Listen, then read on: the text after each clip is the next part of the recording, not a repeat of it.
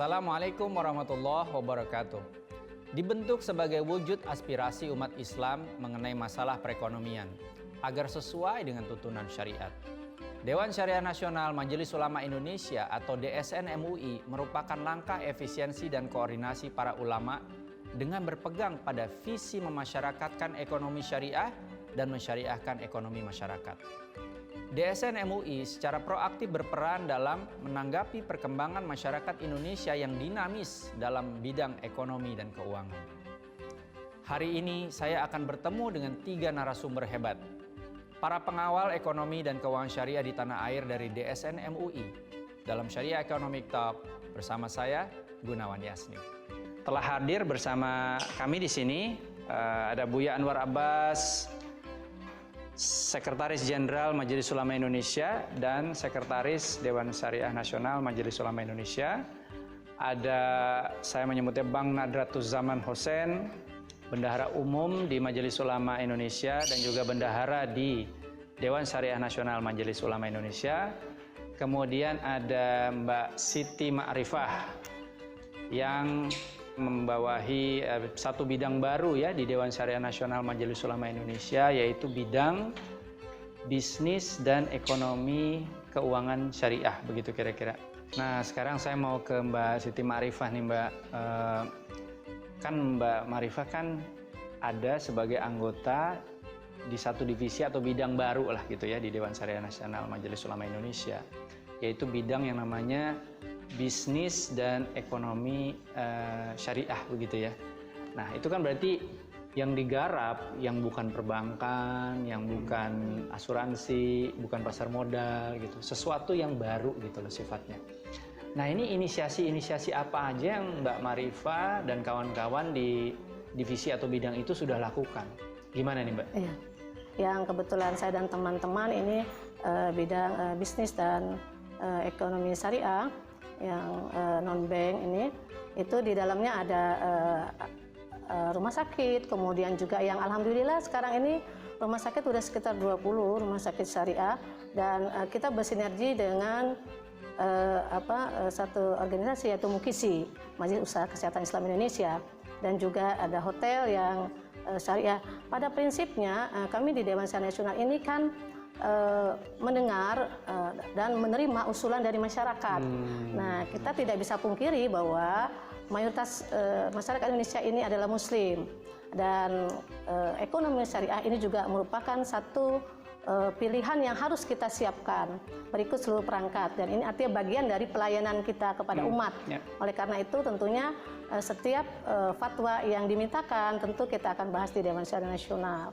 Nah, kemudian juga misalnya ada utusan dari kita dari DSN yang duduk di tim percepatan pariwisata halal.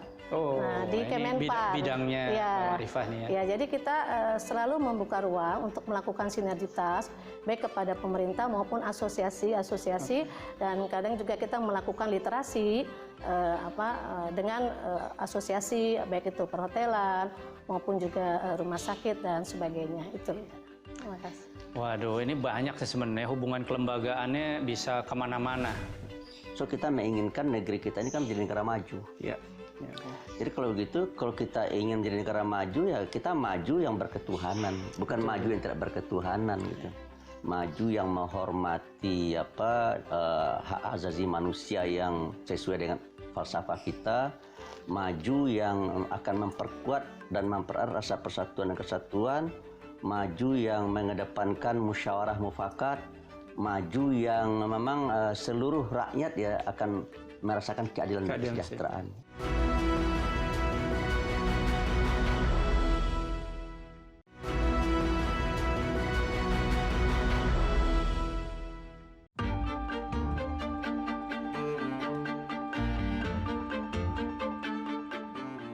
Pemirsa yang dirahmati Allah, kembali lagi bersama saya Gunawan Yasni. Kali ini narasumber yang ingin saya gali lebih mendalam adalah, saya biasa memanggil beliau Buya Anwar Abbas, yang diamanahi sebagai Sekretaris Jenderal Majelis Ulama Indonesia. Buya, kira-kira Buya kalau boleh saya diingatkan lagi gitu, landasan ideologis didirikannya Majelis Ulama Indonesia itu sebenarnya apa, Buya? Nah, seperti kita ketahui bersama ya, di negeri kita ini banyak sekali ormas Islam. Ya, ada NU, ada Muhammadiyah, ada Al-Wasliyah, ada Matlabul Anwar, ada Perti Terbiyah, ya, ada Persis, ya, banyak sekali. Kalau saya tidak salah ada sekitar 70 lebih ya organisasi keagamaan. Tetapi masing-masing jalan sendiri-sendiri itu ya. Nah, oleh karena itu ada ide untuk bagaimana caranya supaya ormas-ormas ini punya wadah untuk bertemu, untuk berkumpul, untuk ada silatul fikri ya. Dan itu diterjemahkan ya oleh bapak-bapak kita pendiri ini dengan mendirikan Majelis Ulama Indonesia. Jadi Majelis Ulama Indonesia ini adalah kumpulan dari ulama-ulama, zu'ama dan para cendekiawan dari berbagai latar belakang. Sehingga dengan demikian diharapkan adanya sinergitas, adanya tali batin yang bisa memperkuat umat ya, sehingga umat akan bisa berbuat dan berkiprah lebih baik ke depannya. Terusnya begitu ya. Ide dasarnya itu seperti itu.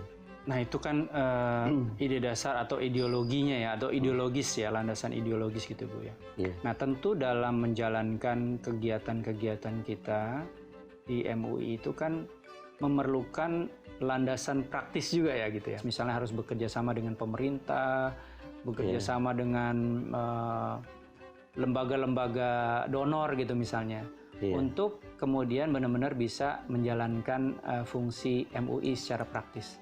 Nah, ini landasan praktisnya apa nih, Bu ya? Ya, secara praktisnya begini ya. MUI ini tugas dan fungsinya adalah untuk himayatul ummah. Bagaimana menjaga umat, apa yang dijaga, akidahnya dijaga, ibadahnya dijaga, akhlaknya dijaga, dan muamalahnya juga dijaga ya. Kemudian juga MUI tidak hanya mengurusi umat, tetapi juga MUI memikul beban bagaimana caranya supaya MUI juga bisa terlibat untuk menjaga negara, lihimayatid daulah ya. Nah, oleh karena itu MUI memposisikan diri sebagai shodiqul hukumah, sebagai mitra bagi pemerintah. So kita menginginkan negeri kita ini kan menjadi negara maju. Kalau bagi kita ya, kita kan falsafahnya kan Pancasila, sila pertamanya kan ketuhanan Yang Maha Esa. Jadi kalau begitu, kalau kita ingin menjadi negara maju ya kita maju yang berketuhanan, bukan maju yang tidak berketuhanan gitu. Maju yang menghormati hak asasi manusia yang sesuai dengan falsafah kita, maju yang akan memperkuat dan mempererat rasa persatuan dan kesatuan, maju yang mengedepankan musyawarah mufakat, maju yang memang seluruh rakyat ya akan merasakan keadilan dan kesejahteraan. Itu cara saya apanya. Jadi artinya sebenarnya maju berdasarkan apa yang sudah tertulis di Pancasila dan Undang-Undang Dasar 1945 yang esensinya adalah bahwa negara ini ada karena Allah, negara ini ada karena ada Tuhan yang Maha Esa, dan negara ini akan terus ada menjadi maju dengan tetap berketuhanan yang Maha Esa, begitu ya Bu ya kira-kira ya. Dan itulah salah satu fungsi penting dari kehadiran Majelis Ulama Indonesia, untuk mengingatkan pemerintah dan untuk memperingatkan umat dan untuk mengingatkan bangsa bahwa kita dalam menjalani hidup dan kehidupan ini jangan sampai lepas dari sila-sila yang ada dalam Pancasila, dan jangan sampai lepas dan keluar dari apa yang digariskan dalam konstitusi. Itu salah satu fungsi MUI ya. Sehingga dengan demikian ya, apa yang kita perdapat dari pembangunan yang kita lakukan itu memang sesuatu yang memang bisa kita terima secara bersama. Buya, ini kalau boleh kita di-share sebenarnya siapa tokoh-tokoh di balik Majelis Ulama Indonesia di tahap-tahap awal dan mungkin yang tahap-tahap sekarang yang cukup signifikan menurut Buya, yang terus menjadikan Majelis Ulama Indonesia ini seperti sekarang gitu Buya, eksistensinya. Sosok yang menonjol ya diantaranya adalah Buya Hamka yang paling menonjol, sehingga akhirnya Buya Hamka ditunjuk dan dipercaya untuk menjadi Ketua Umum MUI pertama. Dan saya rasa Buya Hamka sudah berhasil ya menghantarkan MUI sesuai dengan yang diinginkan dan diharapkan, sehingga MUI bisa berperan yang berarti dan signifikan ya bagi kehidupan berbangsa dan beragama di negeri ini. Dan rasanya sikap beliau itu yang harus menjadi panutan kita seterusnya ya Buya ya? Iya, jadi kokoh dengan sikap, kokoh dengan pendirian, kokoh dengan akidah dan keyakinan ya, tetapi juga bisa bertoleransi. Ya. So, toleransi itu tidak harus seragam. Kata toleransi itu baru berarti dan bermakna kalau dia diletakkan dalam perbedaan. Ya. Misalkan teman saya agamanya Kristen, nah, Kristen kan tidak sama dengan Islam kan. Teman saya agamanya Hindu, Hindu kan tidak sama dengan Islam. Jadi orang Kristen tidak harus menjadi Islam, orang Hindu tidak harus menjadi Islam, dan kita mengembangkan kebersamaan dan saling pengertian ya. Dan Buya Hamka saya rasa membawakan itu ya. Jadi ketika beliau agak berdebat dengan cukup keras dengan salah seorang menteri yang ada waktu itu, ya beliau ingin menampakkan itu bahwa kita memang berbeda agama ya, dan umat Islam tidak harus ngikutin acara-acara ritual dalam agama lain ya, tetapi umat Islam menghormati itu. Saya melihat Dewan Syariah Nasional dengan LPPOM MUI itu saling berkaitan. Karena kita berharap adanya produksi halal itu juga menimbulkan yang namanya perdagangan, bisnis halal. Bagaimana Islamic Finance, keuangan Islami bisa mendukung produser halal dan juga mendukung bisnis halal.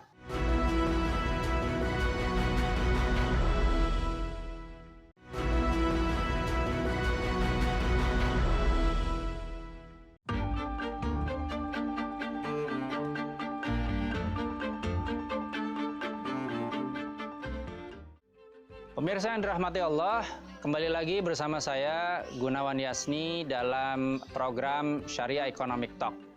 Kali ini saya akan menggali banyak dari narasumber kita, yaitu saya menyebutnya Bang Nadratuzzaman Hossein atau saya biasa panggil Bang Nadra. Beliau adalah Bendahara Umum di Majelis Ulama Indonesia dan Bendahara di Dewan Syariah Nasional Majelis Ulama Indonesia. Bang Nadra kan sebagai bisa dibilang generasi kedua ya. Generasi kedua karena dulu almarhum ayahnya Abang, Pak Ibrahim Hossein itu juga banyak berkecimpung di MUI.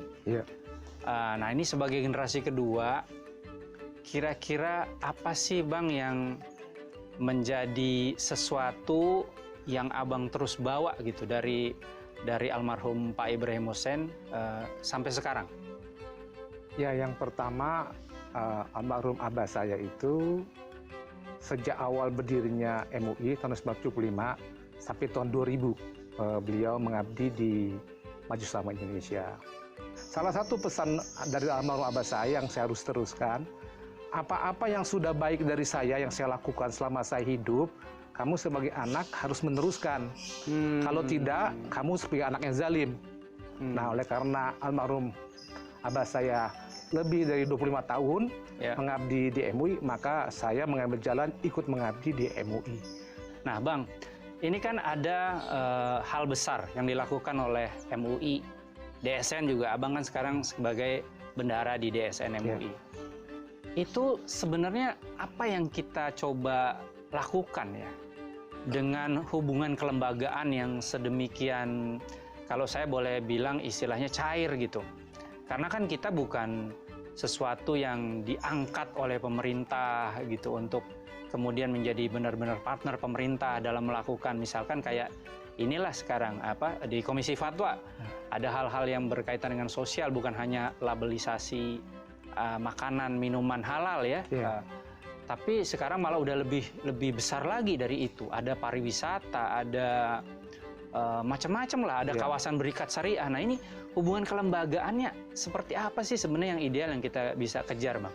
Ya sebenarnya MUI ini kan bukan ormas yang mempunyai anggotanya pribadi-pribadi ya. Kalau NU, Muhammadiyah itu pribadi-pribadi. Kita anggotanya itu kan justru ormas Islam. Ini agak uniknya di situ. Oleh karena itu kita tidak boleh bersaing dengan ormas Islam. Nah oleh karena itu MUI mengambil peran yang tidak dikerjakan oleh ormas Islam. Contohnya lahirnya LPPOM.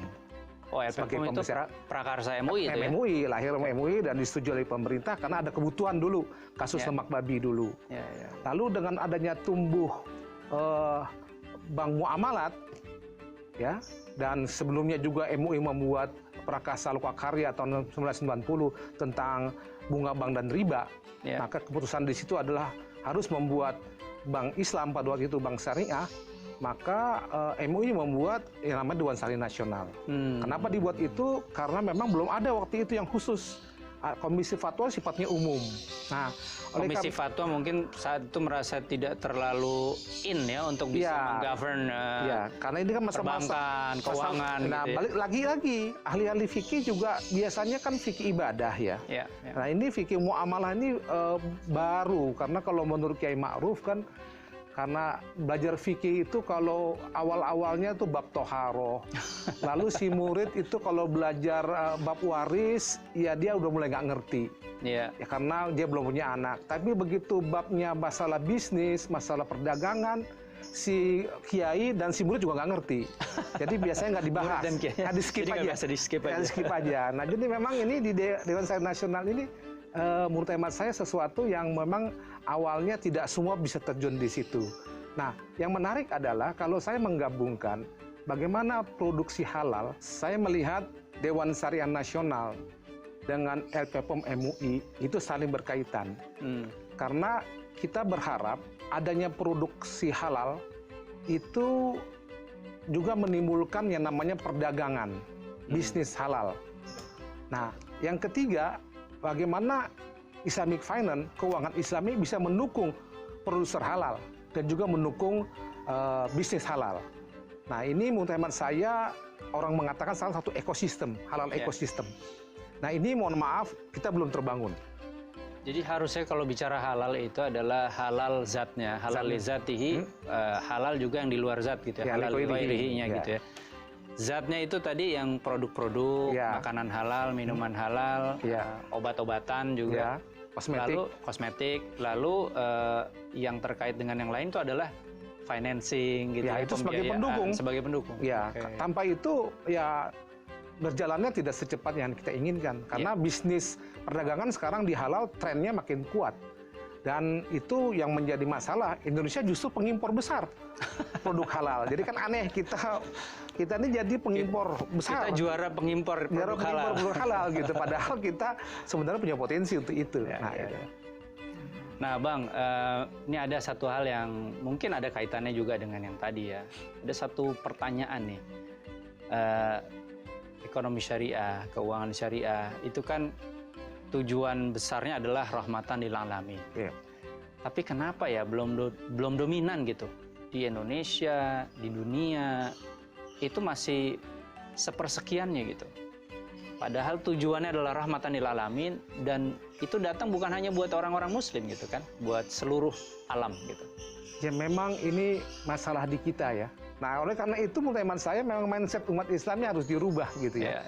Dan ini mungkin yang membuat juga keinginan berproduksi secara halal dan menggunakan lembaga keuangan ini belum seperti yang kita harapkan.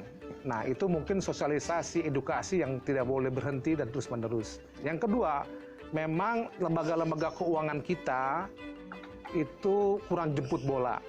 Ya, misalnya bank-bank syariah itu kalau berhubungan dengan sekolah-sekolah Islam, ya mentreatment sama seperti bank konvensional. Padahal sekolah-sekolah Islam tuh inginnya lebih dari itu. Iya, iya. Inginnya didekati bagaimana sistem payroll Islaminya, bagaimana sistem lain juga dibantu gitu ya. Ya. Nah ini terus terang saja mungkin pola pendekatan bisnisnya yang harus kita rubah. Nah ini yang menurut hemat saya yang harus kita bangun gitu. Makasih banyak nih Bang Narda Ya, sama-sama. ngobrol-ngobrolnya. Jadi tahu ya bagaimana MUI dari awal pembentukan sampai ayah berkiprah, kemudian anaknya berkiprah juga. Iya, terima kasih. Mungkin habis ini saya mau lanjut menggali dari narasumber yang lain, yaitu Mbak Siti Ma'rifah. Mungkin kita semua sangat kenal ya sama dia dan pembidangan yang berbeda. Kita coba lihat dari sisi yang lain. MUI jangan cuman yang laki-lakinya aja yang dilihat, tapi mungkin aktivitas yang terkait dengan wanita dan lain-lain. Kita lihat dari Mbak Marifah nanti. Ya. Bang, kita minum dulu ya Bang. Ya, makasih. Kriteria halal itu di dalam Islam itu halal dan toib. Jadi selain halal, dia toyib. juga toib. Harus baik ya? Ya, gizi dan higienis dalam arti memenuhi aspek-aspek gizi dan kesehatan. Tentu saja ini juga untuk yang non-Muslim.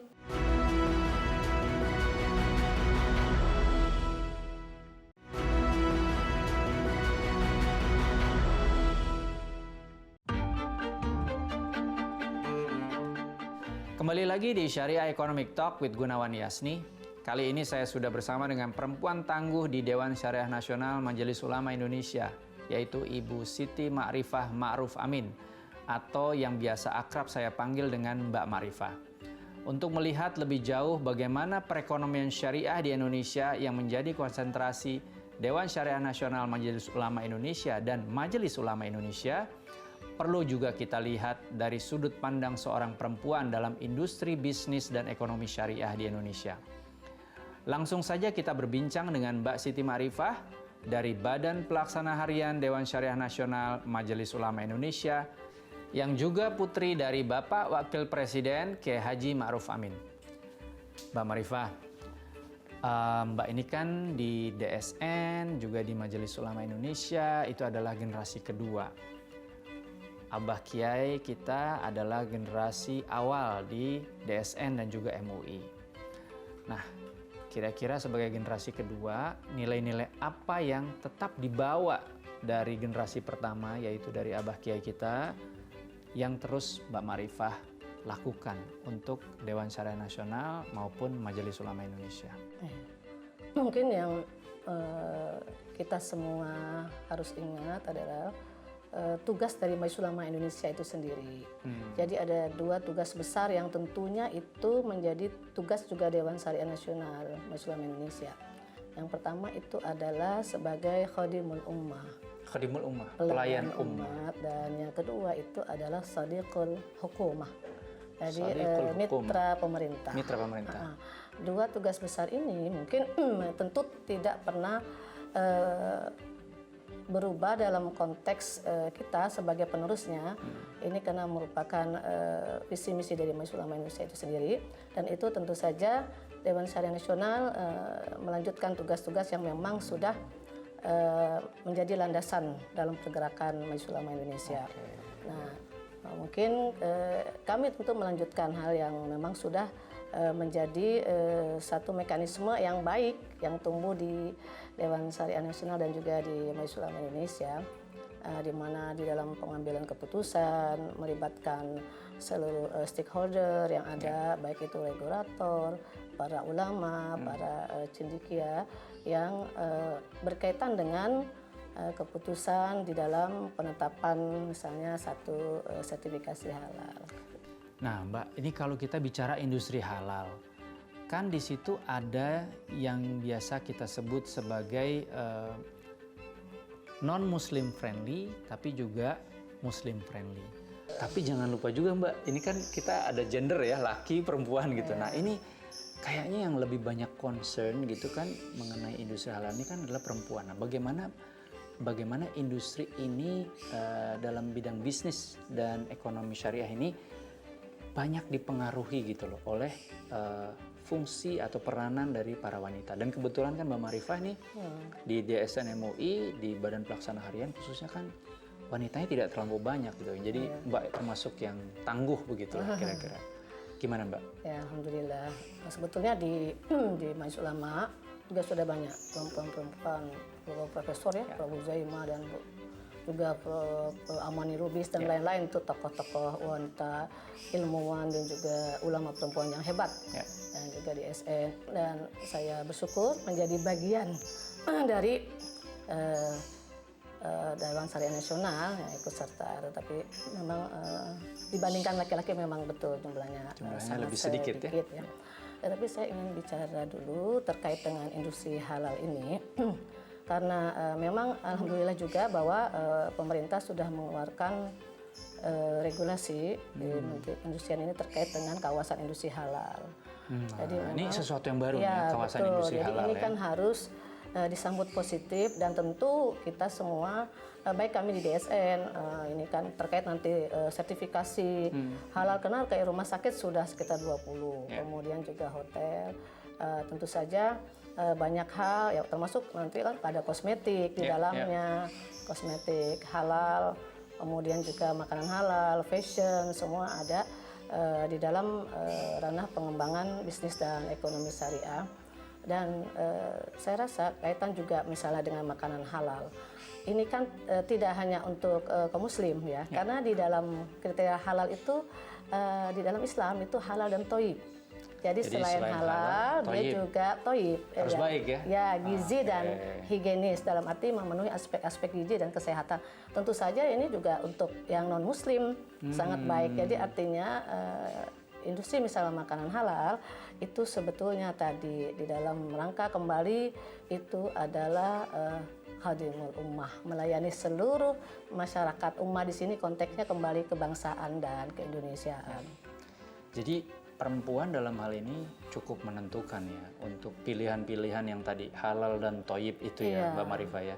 Ya, karena memang kita kan soal makanan biasanya bapak-bapak nggak mau repot, udah ibu-ibu yang pilih.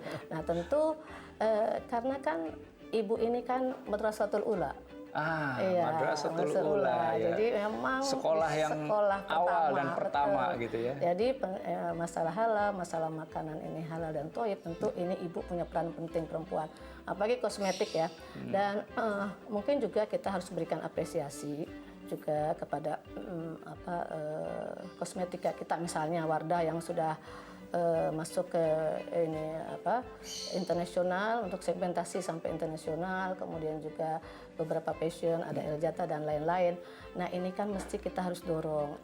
Jangan kita memang mayoritas muslim, tetapi jangan sampai kita ini hanya menjadi konsumen halal, tetapi kita sudah harus juga menjadi produsen halal. Wah, kita top ya kalau konsumen halal dan toyib ya, tapi produsen halal dan toyib, nah itu sesuatu yang lain lagi yang harus dicapai. Jadi memang kita harus siap dengan kita potensi besar, baik itu dari masyarakat kita yang mayoritas muslim, tapi tentunya kita juga harus bagaimana memaksimalkan potensi-potensi ada, sehingga bagaimana misalnya Indonesia menjadi pusat ekonomi syariah dunia. Nah tentu baik itu regulasi terkait itu menunjang, kemudian juga instrumen yang ada menunjang, kemudian juga kesiapan masyarakat untuk siap, baik itu pariwisata halalnya nanti akan terintegrasi. Misalnya contoh kayak rumah sakit syariah, itu obat-obatan dan kosmetik yang digunakan, misalnya kan itu ada kulit juga misalnya. Nah itu harus diutamakan tentu memenuhi sertifikasi halal, kecuali dalam kondisi-kondisi tertentu yang memang darurat. Jadi itu menjadi bagian yang terintegrasi. Baik Mbak Marifah, pembahasan kita ini sangat menarik juga ya. Dan kalau dilihat tadi peran wanita itu ternyata dalam menetapkan soal halal dan toyib itu ternyata sangat-sangat signifikan, bahkan dominan gitu di dalam keluarga. Apalagi kalau dalam kawasan pariwisata halal, kan tentu menjadi feedback juga untuk masyarakat sekitar yang bukan juga non-muslim. Jadi artinya ini menjadi satu kebersamaan kita untuk membangun Indonesia yang terdiri dari ini muslim, non-muslim ya. Jadi sebagai satu bangunan bangsa yang saling memberikan support dan juga terintegrasi.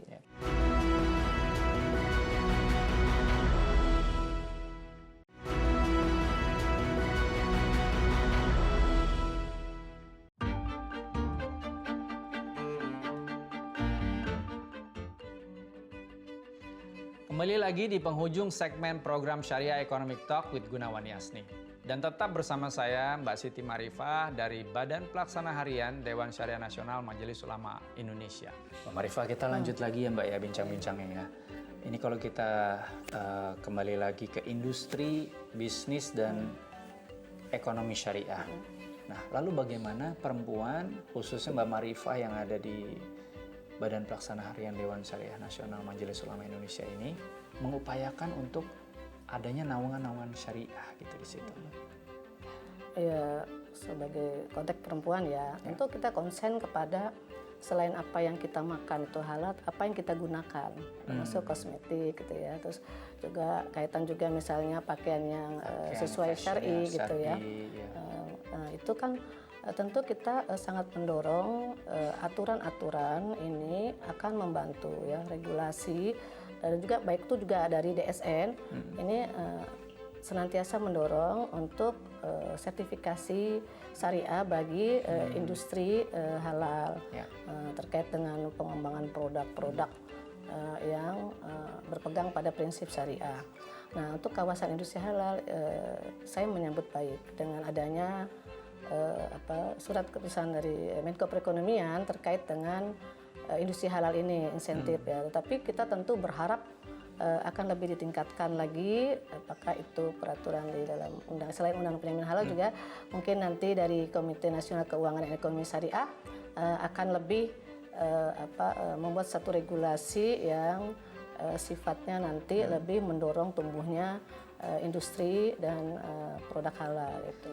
Bahkan mungkin sebelum ke halal certification begitu, yang lebih utama tuh adalah tata cara ya untuk yang tadi kayak fashion itu yang syar'inya gimana sih gitu ya. Iya, artinya kan sudah harus dipahami apa yang dimaksud dengan fashion atau pakaian muslimah itu. Dan itu literasi. Jadi sebelum sampai kepada sertifikasi, literasinya itu harus cukup ya. Itu penting, literasi. Mungkin yang selama ini ada bukan keliru, tetapi mungkin karena ketidakpahaman terhadap misalnya industri syariah atau halal yang dikonotasikan sebagai nanti kawasan yang sangat eksklusif yang kemudian nanti malah justru menjadi ada jarak dengan masyarakat yang lain misalnya. Nah, itu diperlukan literasi bahwa yang dimaksud adalah kawasan halal itu tentunya yang tadi halal itu makanan dan juga dari sisi kehalalannya, tapi juga gizi dan higienisnya ada, tetapi itu untuk konsumsi semua sebetulnya. Jadi tidak hanya untuk konsumsi umat Islam dalam konteks ini, tetapi tentu juga apalagi kalau dalam kawasan pariwisata halal kan tentu menjadi feedback juga untuk masyarakat sekitar yang bukan juga non muslim. Jadi artinya ini menjadi satu kebersamaan kita untuk membangun Indonesia yang terdiri dari ini muslim, non muslim ya. Jadi sebagai satu bangunan bangsa yang saling memberikan support dan juga terintegrasi. Jadi esensinya adalah halal dan thayyib itu tidak hanya untuk muslim tapi juga yang non muslim begitu, dan mereka juga memerlukan itu karena thayyib itu kan artinya baik ya, secara kesehatan baik dan lain-lain. Misalnya UMKM ini bisa juga diproduk oleh non muslim, tetapi yang diproduk ini adalah memenuhi aspek-aspek prinsip syariah kan begitu, bukan yang membuat muslim, tetapi bagaimana produk itu sesuai dengan kaidah-kaidah syariah dan makosid syariah, sehingga kemudian kawasan industri itu, nah kita lihat juga beberapa yang mengajukan juga non muslim, tapi tidak ada masalah karena prinsipnya adalah bagaimana mereka juga ikut ambil bagian ini melayani kebutuhan yang umat Islam butuhkan. Ini kan satu hal yang luar biasa. Ya, jadi saling memberi begitu ya. Artinya mereka juga silahkan kalau mau memproduksi produk atau jasa yang halal dan thayyib buat mereka ataupun juga buat umat Islam, dan umat Islam pun begitu. Jadi rangkaian bangunan sebuah negara kesatuan itu saling menguatkan gitu ya satu sama lain. Nah Mbak, ini kan sekarang ada yang namanya Undang-Undang Jaminan Produk Halal. Tentu dalam mengupayakan produk halal tidak hanya bisa diupayakan oleh Majelis Ulama Indonesia saja, seperti yang selama ini sudah dilakukan. Tapi kita ingin menjadikan halal certification itu sebagai halal Indonesia, bukan hanya halal Majelis Ulama Indonesia. Nah, bagaimana Mbak Marifah mencoba mengkombinasikan kedua hal tersebut sesuai dengan fungsi dan tugas Mbak di Dewan Syariah Nasional Majelis Ulama Indonesia? Dalam satu masa kita kadang aturan itu melihat perkembangan gitu ya. Dan selama ini memang 25 tahun ya di MUI untuk sertifikasi halal MUI, dan telah mendapatkan kepercayaan tidak hanya dari kita ya di Indonesia atau Asia, tapi juga beberapa negara internasional, dunia internasional mempercayai untuk sertifikasi halal ke MUI. Tapi memang tentu pemerintah juga, nah kita kan ingin tadi di kedua ini kan MUI punya tugas untuk sodikul hukumah, jadi bermitra, dan pemerintah juga memiliki tanggung jawab yang sama untuk tersedianya kemudian juga produk halal dan menjamin masyarakatnya untuk bisa mengkonsumsi makanan halal misalnya, dan juga perkembangan industri halal. Nah, kita rasa ini satu hal yang baik kemitraan. Jadi apa yang sudah dilakukan MUI diteruskan, tetapi mungkin bentuk sinergitasnya dari aspek registrasi, pengawasan itu di pemerintah. Tetapi tetap saja di dalam kaitan sertifikasinya tentu ini menjadi ranah Majelis Ulama karena memang itu domainnya para ulama. Nah, ini sebetulnya kemitraan seperti ini menurut saya ini bagus. Nah, nanti sehingga menimbulkan kepercayaan lebih kuat lagi dari dunia luar, karena yang akan logo nanti yang akan keluar itu tentu halal Indonesia. Halal Indonesia, ya, bukan negara, halal MUI ya, tapi betul, halal Indonesia. Indonesia. Jadi negara tanpa menghilangkan peran Majelis Ulama sebagai lembaga yang melakukan sertifikasi halal. Oke Mbak, jadi kita bisa simpulkan bahwa bicara mengenai industri, bisnis, dan ekonomi syariah, kita harus membakukan bahwa halal atau syariah itu dalam tataran Muslim friendly dan juga non-Muslim friendly. Lalu harus ada keterkaitan antara yang mengendorse secara aspek syariah, yaitu Dewan Syariah Nasional Majelis Ulama Indonesia dan Majelis Ulama Indonesia tentunya dengan pemerintah. Karena kita menginginkan adanya kehalalan atau kesyariahan yang bersifat nasional, karena ini adalah aspirasi nasional.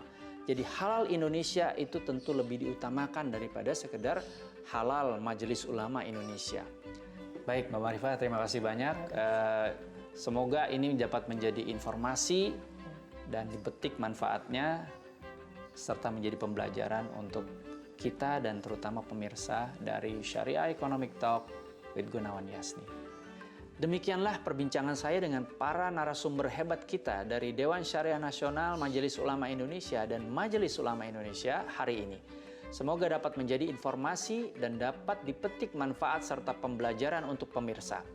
Nantikan episode Syariah Economic Talk with Gunawan Yasni selanjutnya dengan narasumber-narasumber terkemuka dari dalam dan luar negeri.